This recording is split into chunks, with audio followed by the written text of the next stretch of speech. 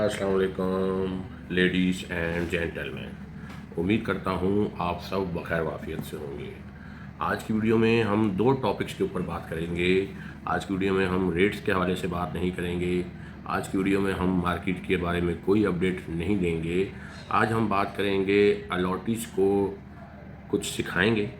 Allottees जो कि अभी तक अनजान हैं कि प्लॉट का ट्रांजैक्शन, जो प्लॉट वो बेचते हैं उसकी ट्रांजैक्शन कैसे होती है, उनको इस वीडियो में उसकी डिटेल बताएंगे। उसके बाद बहुत सारे लोग मैसेजेस करते हैं इंडस हिल्स के हवाले से कि इंडस हिल्स के रेट्स बताएं, इंडस हिल्स का प्लॉट है हमारा वो बेचना चाहते हैं। तो इंडस हिल्स के हवाले से हम जो है आज की वीडियो में बात करेंगे। सबसे पहले जो अलॉटीज़ हैं उनको मैं जनाबे वाली एक बार तरीक़ेकार बताता हूँ कि आप जब प्लॉट बेचते हैं किसी को भी, तो उस प्लॉट की जो ट्रांजैक्शन है वो किस तरह होती है। देखिए, जब भी आप किसी से डील करने जाते हैं तो आपकी एक प्राइस तय हो जाती है। प्राइस तय होने के बाद वो आपको 50,000 या 1 लाख और कम से कम 10% बयाना आपको आपके प्लॉट की डील करके आपको वो बेचता है। जब वो 10% बयाना भेजता है, उससे पहले अगर वो आपको 25 या 50,000 इनिशियल टोकन देता है तो आपसे वो आपके डॉक्यूमेंट्स मांगता है। आपने अपने डॉक्यूमेंट्स की फ़ोटोकॉपी करानी है और उस फ़ोटोकॉपी को उस फ़र्द को भेज देना है जो जनाबे वाली डीएचए से वेरीफाई करवा ले। जब वो वेरिफिकेशन करवा लेगा तो वो जनाबे वाली आपको उसके बाद 10% बयाना पूरा दे देगा, पूरा अदा कर देगा। आपसे एक टाइम रख लेगा 20 दिन का, 25 दिन का या 1 महीने का। उसके बाद उस टाइम फ्रेम के अंदर अंदर उसने आपको पूरे पैसे अदा करने हैं। उसके बाद वो क्या करेगा, आपके प्लॉट की एनडीसी अप्लाई करेगा जिसकी फ़ीस है 5,000 रुपये, और वो 5,000 आपने देने हैं, वो उस ब्रोकर ने या ख़रीदार ने नहीं देने। उसके बाद बहुत सारे अलाटी जो हैं वो कहते हैं कि जी हम कराची में आकर ट्रांसफ़र नहीं देंगे, हम पिंडी से या लाहौर से ट्रांसफ़र देंगे। तो पिंडी से या लाहौर से ट्रांसफ़र देने की भी फ़ीस 5,000 रुपये है, वो भी आपने अदा करनी है। आपने 10,000 रुपये टोटल देने हैं। अच्छा, उसके बाद जनाबे वाली अब हम बात करते हैं कि अगला प्रोसीजर क्या होता है। आपको ऑफिशियल पैसों का जो वाइट मनी है, आपके प्लॉट के जो ऑफिशियल अमाउंट है, उसका एक पे ऑर्डर बनाकर उसकी फ़ोटोकॉपी भेजी जाएगी। आपके पास बैंक अल हबीब का, मिज़ान बैंक का, यूबीएल का, नेशनल बैंक का, XYZ किसी भी बैंक का पे ऑर्डर आपके नाम का जब आपको मिलता है, उसकी फ़ोटोकॉपी मिलती है, आप उस बैंक की किसी भी ब्रांच में चले जाएं।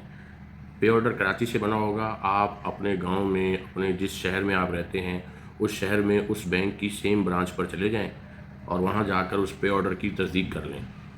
उसके बाद आपको हम पेपर्स भिजवाते हैं अपने क्लाइंट के नाम के, क्योंकि ज़रूरी नहीं है हर जगह हमारा नुमाइंदा हो। तो बहुत सारे अलाटी जो है वो ये काम खुद ही करा लेते हैं, डीएचए में जाके खुद ही पेपर जमा कर देते हैं, और ये कोई मुश्किल काम नहीं है, आसान काम है। उसके बाद जनाब वाली होता ये है कि हम आपको पेपर भिजवा देते हैं अपने क्लाइंट के नाम के। आपने अपने सारे पेपर, ट्रांसफ़र लेटर, अपना शनाख्ती कार्ड, अपनी तस्वीरें, अपनी एनओसी, वो सब उन पेपरों के साथ लगाकर डीएचए में जाकर जमा करा देना है। अब यहाँ पर एक बात आती है, बहुत सारे लोग कहते हैं कि जी हमें पहले पैसे दें, उसके बाद हम जनाब वाली आपको ये पेपर हम जमा करवाएंगे। बहुत सारे लोग ये कहते हैं कि जी हमें हमें पैसे तो मिले नहीं हैं। देखें, जो हम पेपर आपको भिजवाते हैं उसके साथ एक हलफनामा होता है, और उस हलफनामे पे ये लिखा होता है कि हमने आपको पैसे दे दिए हैं। हलफनामे पे आप तभी साइन करेंगे जब आपको पैसे मिल गए हैं, और ये पेपर अभी डीएचए में सिर्फ जमा हो रहे हैं, हमारे पास नहीं आ रहे, आपके ही पास रहेंगे। आपके पास रहेंगे। डीएचए वाले ये पेपर जमा करने के बाद आपको एक रसीद देते हैं कि कल 10 बजे या 11 बजे आना और हम आपका ट्रांसफ़र कर देंगे आपके प्लॉट का। अगले दिन आपने वो रसीद आपने हमें व्हाट्सअप कर देनी है, या उसकी फ़ोटो आपने हमें व्हाट्सअप कर देनी है या ईमेल कर देनी है। उसके बाद जनाबे वाली अगले दिन आपने डीएचए में पेश हो जाना है। डीएचए में पहुंचकर आपने जनाबे वाली जाकर साइन बिफोर नहीं करने, आपने इंतज़ार करना है। यहाँ पर हम लोग जो है आपके बैंक अकाउंट में जो आपकी बकाया कैश रकम होगी, वो कैश रकम हम आपके अकाउंट में जमा करवाते हैं।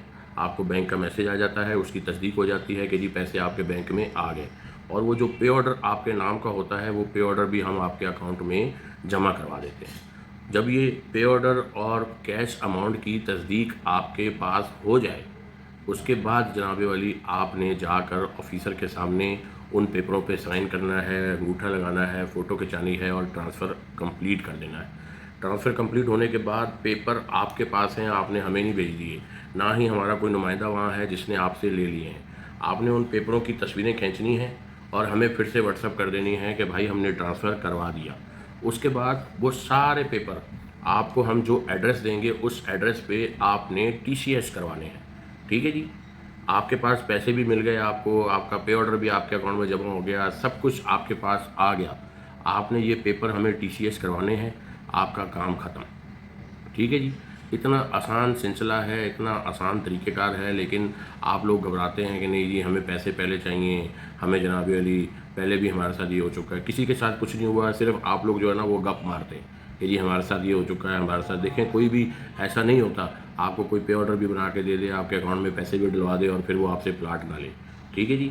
हाँ, ऐसा ज़रूर होता है कि आपको किसी ने 10% बयाना दिया और उसने फिर आपको बकाया बाद में पैसे नहीं दिए, पेमेंट नहीं की, तो उसने आपसे प्लॉट भी तो नाम नहीं ना करवाया। 10% जो आपको दिए थे वो भी तो उसने आपको छोड़ दिए ना। ठीक है जी। तो उम्मीद करता हूँ आप लोगों को ये तरीक़ेकार जो है वो अच्छे से समझ आ गया होगा। नहीं आया, इस वीडियो को दोबारा शुरू से देख लें। ठीक है जी। अब हम बात करते हैं इंडस हिल्स के हवाले से। इंडस हिल्स का लोग कह रहे हैं कि जी ट्रांसफ़र खुल गया है। जी हाँ, बिल्कुल ये बात सच है कि ट्रांसफ़र खुल गया है, लेकिन अभी तक इंडस हिल्स के प्लॉट्स के ऊपर कितना गवर्नमेंट का एफबीआर का टैक्स बनता है उसकी कोई डिटेल नहीं आई। इसलिए ट्रांसफ़र तो हो रहा है, आप अपने डॉक्यूमेंट किसी के भी नाम पर ट्रांसफ़र करवा दें, लेकिन जो आपसे ट्रांसफ़र ले रहा है उसके पास अभी तक कोई राइट नहीं है अपने नाम का लेटर लेने के लिए। मतलब कहने का ये है कि आप अलॉटी हैं, आपने अपना प्लॉट मेरे नाम ट्रांसफ़र करवा दिया और वो फ़ाइल जो है वो मैं जनाब अली दराज में रख लूँगा। जब टैक्स का तरीक़ेकार आएगा उसके बाद वो फ़ाइल जमा होगी और मुझे मेरे नाम का लेटर मिलेगा।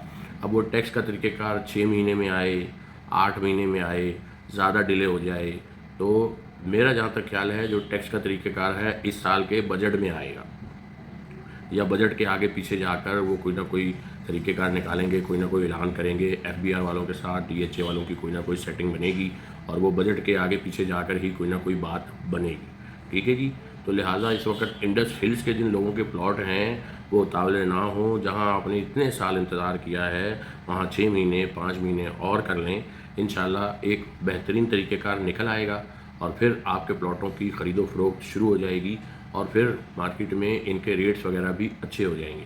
अभी इस वक्त कोई 5 लाख रुपए ओन मांगता है, कोई 4.5 लाख रुपए ओन मांगता है और बायर जो है वो जनाबे वाली बमुश्किल 50,000 का, 25,000 का या बगैर किसी ओन के खड़ा होता है, क्योंकि उसको पता है मैं जो पैसे दे रहा हूँ वो मेरे पैसे अभी मैं कैश नहीं कर सकता आने वाले 6 महीने या 8 महीने तक। ठीक है जी।